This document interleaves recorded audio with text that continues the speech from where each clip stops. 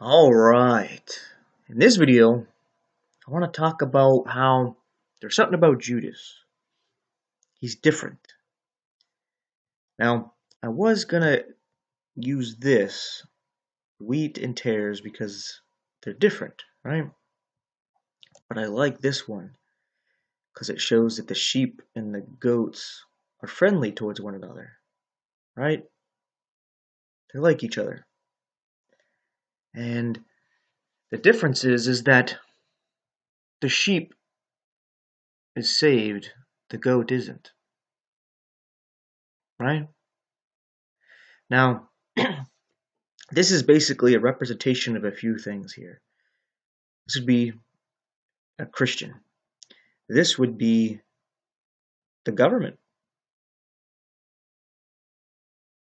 the media, one of the denominational churches, their favorite priest or pastor. It can even be family members, friends, right? There's people that we're really close to that are tares or goats. And we're buddy-buddy with them. But the thing is, I'm not sure if a tare can become a wheat or if a goat can become a sheep. What I mean by that is I don't know if everybody is actually able to be saved. And that's what I think is different about Judas. You see, I was having a conversation with somebody just yesterday,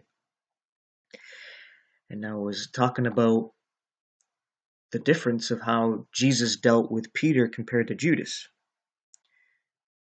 You know, we're all sinners, right? And Jesus rebuked Satan out of Peter as soon as Peter actually contradicted Jesus. In Matthew 16, right after Peter confesses that Jesus is the Messiah, the Son of the living God, he then tries to tell Jesus that he's not going to go to Jerusalem and suffer anything wrong and die. And immediately, Jesus corrects him and rebukes Satan, saying, "Get behind me, Satan, for you desire the things of men and not of God." And boom, right? But then when Satan gets a hold of Judas, he's just like, yeah, go do what you got to do when they're at their Last Supper there, right? So why the different treatment? And while I was talking to these people, they would talk about how, uh, Judas wasn't a great guy, greedy, thief.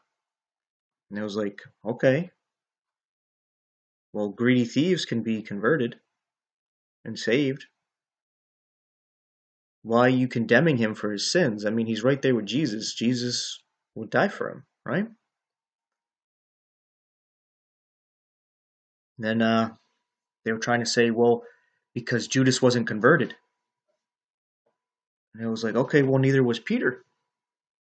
Because Jesus actually tells Peter that he's going to deny him 3 times, but when he's converted, to strengthen his brethren. So we know that Peter wasn't converted, yet he still had Satan rebuked out of him.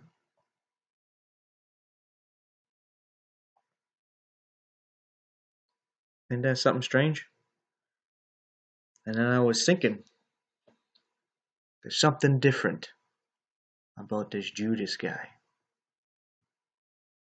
Something different. That's what I'm going to get into here.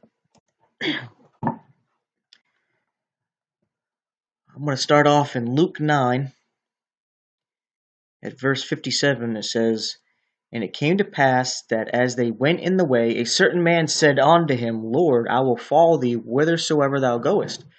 And Jesus said unto him, Foxes have holes, and birds of the air have nests, but the Son of Man hath nowhere to lay his head." Right? So here Jesus was laying the foundation that, I'm a jobless, homeless man. You really want to come follow me? right? The reason why I'm saying this is because of how Judas is, right? In John 12, verse 5 here says, Why was not this anointment sold for 300 pence and given to the poor? This he said not that he cared for the poor, but because he was a thief and had the bag and bare what was put therein. See, Judas was not like that. He wanted gain, right? And ultimately, that's why he ends up turning on Jesus, right? He thinks Jesus is the Messiah, but the Word of God actually discerns the heart. Because the prophecies of the Messiah, you get two depictions of this Messiah, and oftentimes they're right next to each other. Stuff about Jesus coming on a horse and conquering the enemies of Israel, and then you have him coming on a donkey, all humble, and being the Savior, saving them from their sins, right? And you get these different depictions of this mighty king coming to conquer, and then you get these depictions of uh, a meek and lowly guy who's going to be actually pierced, and a man of many sorrows, right? And depending on your heart is what you're going to actually see, and if you're able to recognize the Messiah or not, right? Because you're going to read that, and then when you see Jesus and you're like, hey, he's meek and lowly, you're going to go, hey, yeah, the Messiah, here he is, right?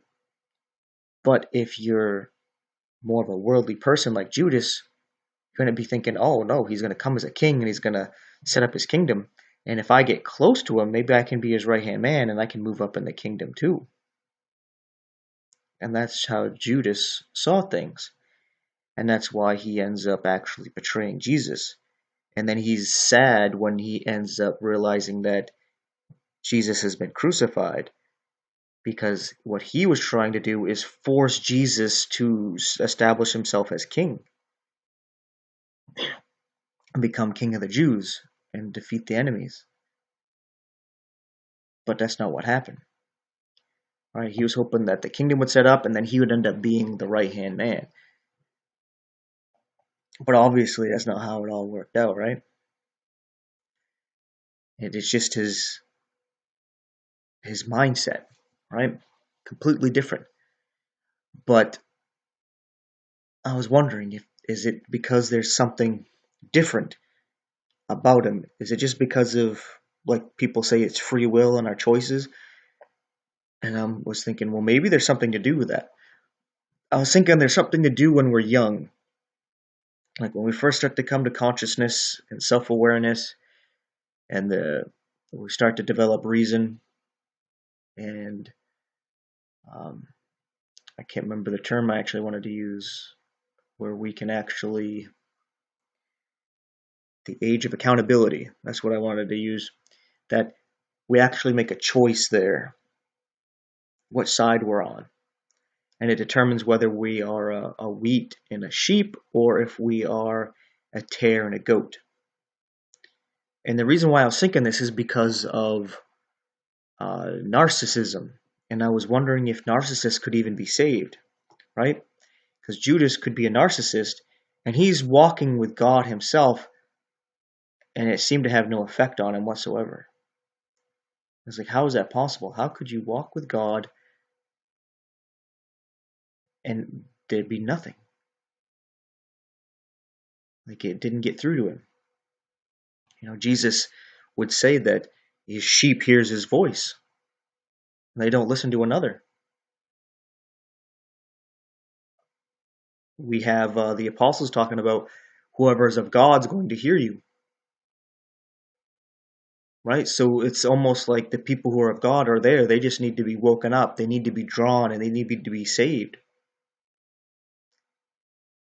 right?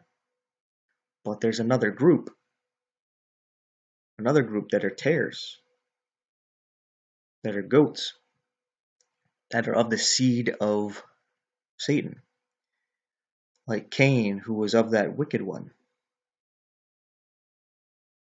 right? So I was asking is, I don't think it's a difference between whether or not Peter and Judas were converted. I think it's a matter of Peter can be converted, and I'm not too sure Judas could have been converted. You see, can a tare really become a wheat, or a goat a lamb? All things are possible with God, but I don't know. I don't know if that's how God does things, right? Can Satan himself be converted? I mean, if all things are possible with God, then you would say yes, right? But there's got to be something that's put there that's like, it's not going to happen. And I think with some people, that's how it is. But we can't judge. I have to put this in here before I move on, is that the wheat and the tares look alike, and the sheep and the goats can seem alike, right? You can't really tell the difference until things really start hitting the fan. You really know somebody, right? Because there's people who can act like, I'm going to use narcissists as an example, where they lack empathy and they're very selfish, right? There's people who are good people, but they are around a lot of these narcissists, these tares and goats. So you would see this wheat, you'd see the sheep, but it's acting like the tare, it's acting like the goat, like a narcissist. But that's because of its influence. So you would think that they're lost.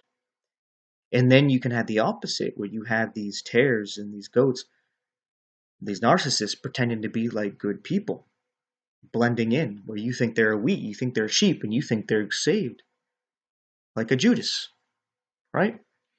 Because if you were to look at two examples of Peter and Judas and the two thieves, you can get mixed up very easily, right? You look at Peter, and he had Satan rebuked out of him. He denied Jesus 3 times. You would think, oh, he's a tare. Judas didn't do anything until the very end. At the very end, he betrays Jesus. So he looked like a sheep. You wouldn't think anything of it until he actually showed his true colors. So you can see the difference there, where you can mistaking a good godly person as a lost and uh, a really narcissistic individual as a saved person, right? You can get it all mixed up until the very end, right? That's why we got to be careful. We can't judge. We just got to be aware. We got to be very aware and as wise as serpents and as harmless as doves, right? That's what we got to be like. And the thieves on the cross is another good example. Was it the thief on the right or the thief on the left that was saved? You see what I mean? Both look like they're condemned, right? They're condemned as thieves. And unless you heard the conversation, you wouldn't know which one of them was the one that was saved. Both look like they're condemned, right? So it's one of those things where you got to stand back and be like, I can't judge because I don't know all the details. I don't know the individual's actual heart, and I don't know his actual relationship with God. I don't know his belief, his trust, his faith, right? I don't know if he's a hypocrite, an actor, a liar, right? So you need to take a step back, right?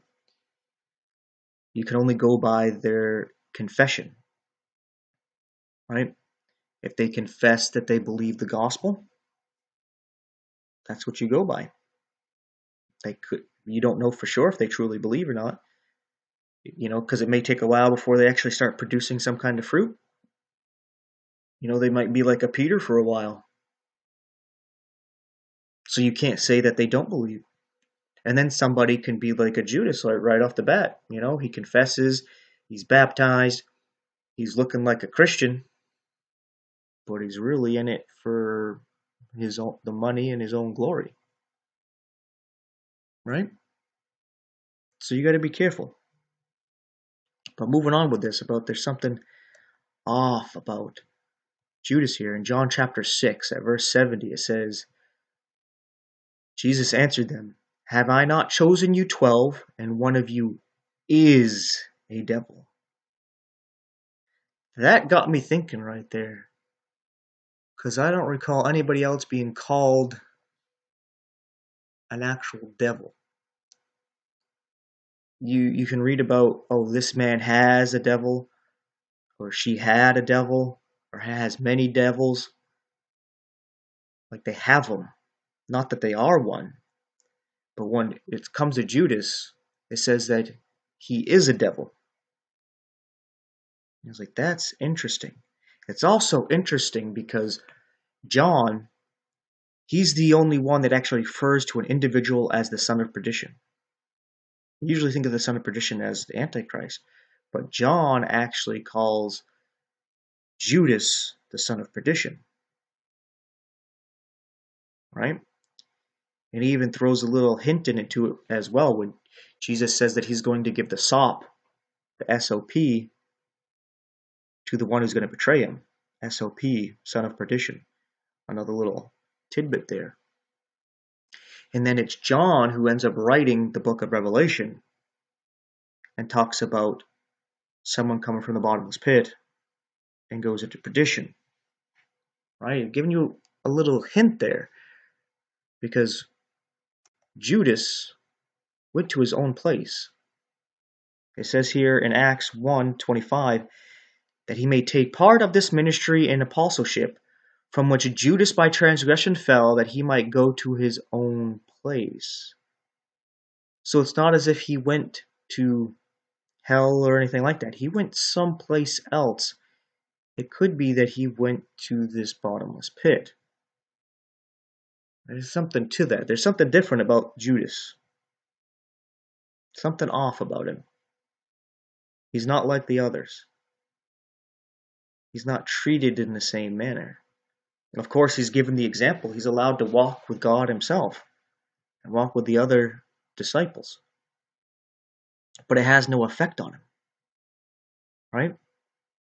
Just like Satan and the fallen angels get to watch all of this play out through history, and it has no effect on them. They're not going to be converted. There's something wrong. There's something different about them. They're narcissists. Come over here, John chapter 8. Jesus is talking to these religious leaders. And he says at verse 44, because he's talking about, I guess I got to talk a little bit about before verse 44, right? Because he says, if he says, if God were your father, you would love me. So he's talking about God's not their father. For I proceed forth and came from God. Neither I came of myself, but he sent me. Why do you not understand my speech, even because you cannot hear my word? And that connects to what I was saying about his sheep hear him.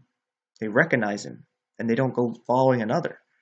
It's as if there's a group of people that can't hear his word. There's some people who are possessed, and they need deliverance.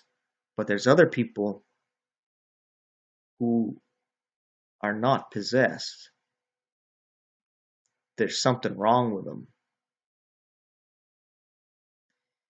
Jesus says at verse 44, ye are of your father the devil, and the lust of your father ye will do. He was a murderer from the beginning, and abode not in the truth, because there is no truth in him.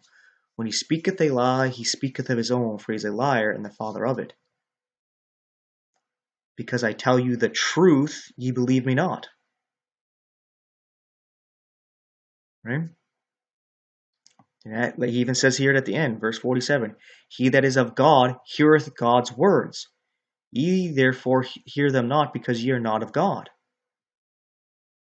All right? So he's showing some kind of contrast, that there's people who are of God, and we'll hear him, because there's something within us that's from God. And there's another group that is not. Right? I'm hoping this picture is coming together. Right? Even speaking of Jesus, they say has the devil, right? They don't say is a devil, but has a devil. Just another connection to over here that Judas is a devil, not that he has one. It's like I think there's certain people that can't be converted. They're tares. I don't think a tare can become a wheat or a goat can become a sheep, but I could be wrong. But the more that I'm looking at this, I don't think so.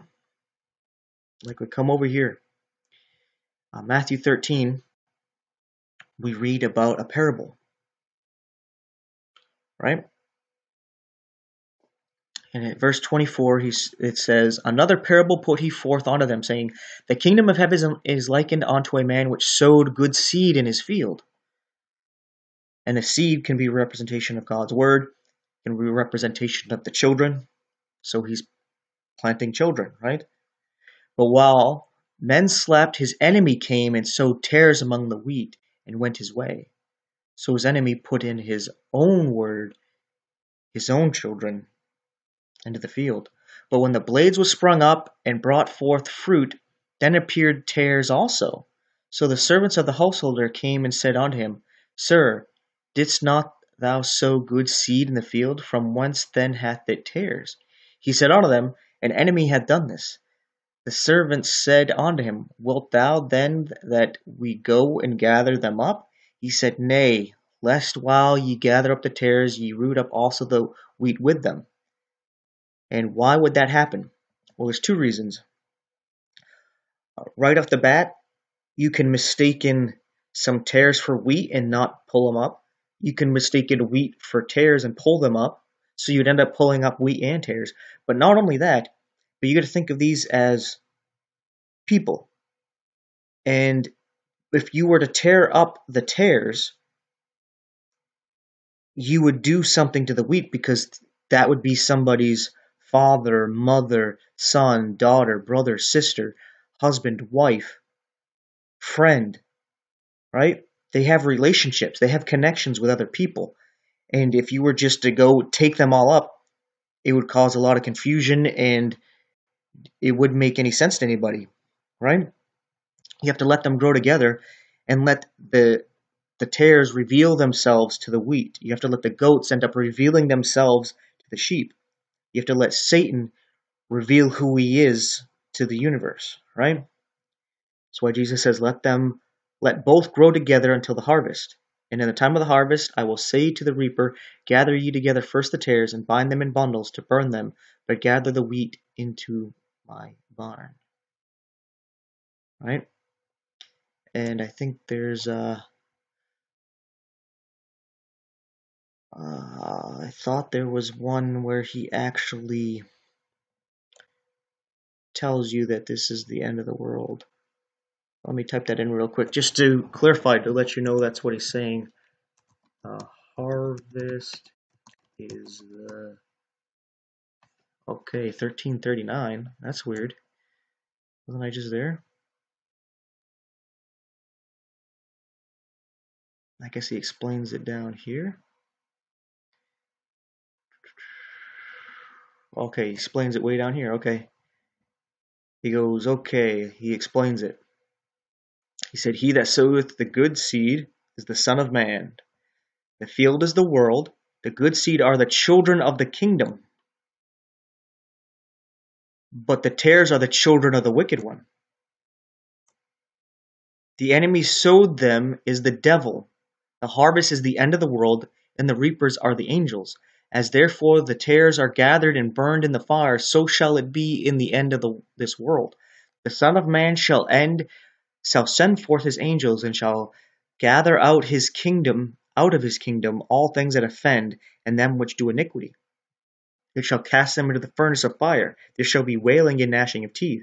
Then shall the righteous shine forth as the sun in the kingdom of their Father. Who hath ears to hear, let him hear. So here, like I said, he explained it. The seed are the children of God, the children of the devil. So there's people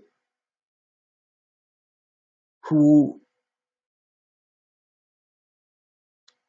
I know you've met them. People call them toxic. Oh, this guy, this gal is toxic.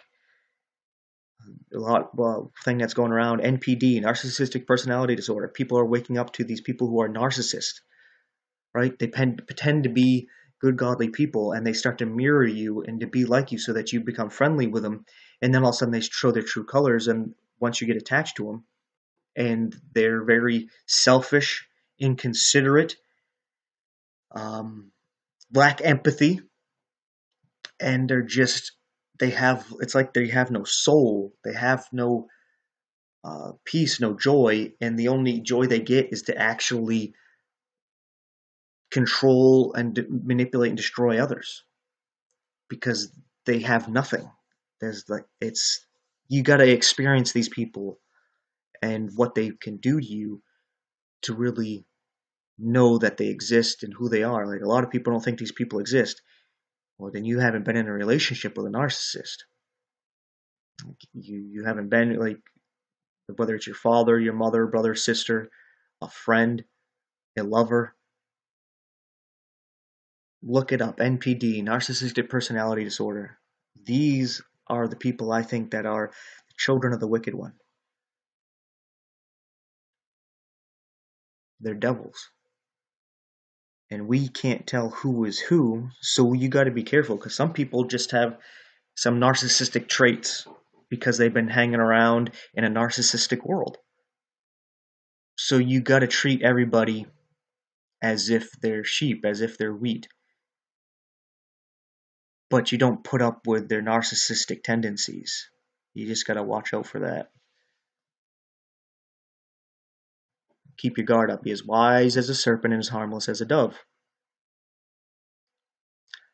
Continuing on, I think this is the sheep and the goats.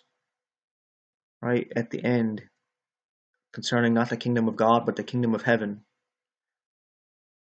He says he's going to set the sheep on his right hand, but the goats on the left. Right? Because the sheep will hear God's voice. They're his.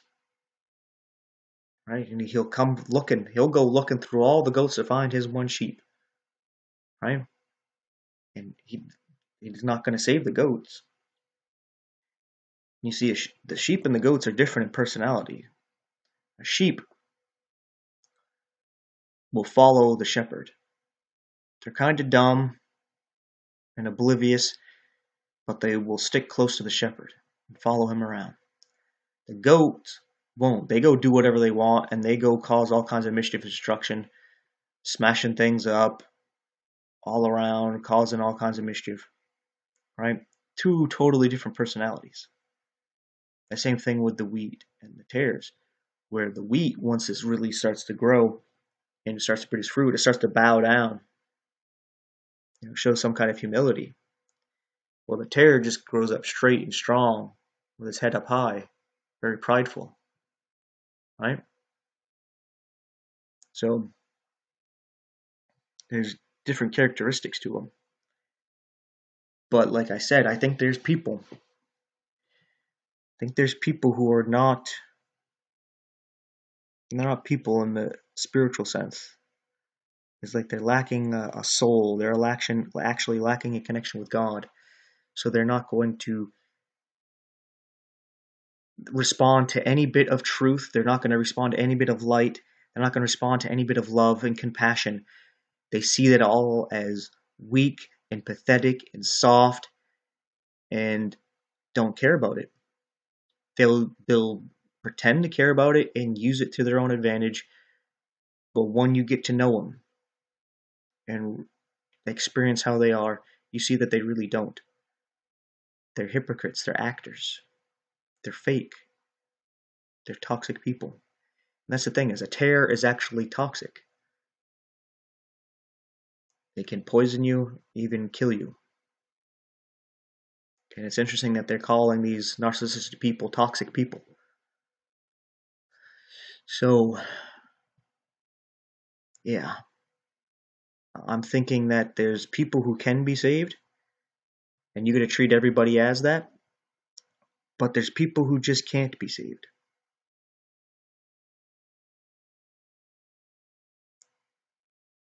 I think there's just something about people. Well, we can't tell physically, but spiritually, there's people are sheep and people who are goats. People who, I guess we can put it as, there's people spiritually that are angels, and there's people who are spiritually are devils. And we don't know who's who because they get mixed up, and they don't realize that there's a difference. And sometimes the weed is acting a lot like a tare, and a goat is acting a lot like a sheep, and you get confused. So you just gotta be, like I said, wise as a serpent, and as harmless as a dove, because we're rooted together, and we're buddy buddy with the tare, with the goat, with the devil. We don't realize it. I think that's what makes Judas different. But anyway, thanks for watching, and take care.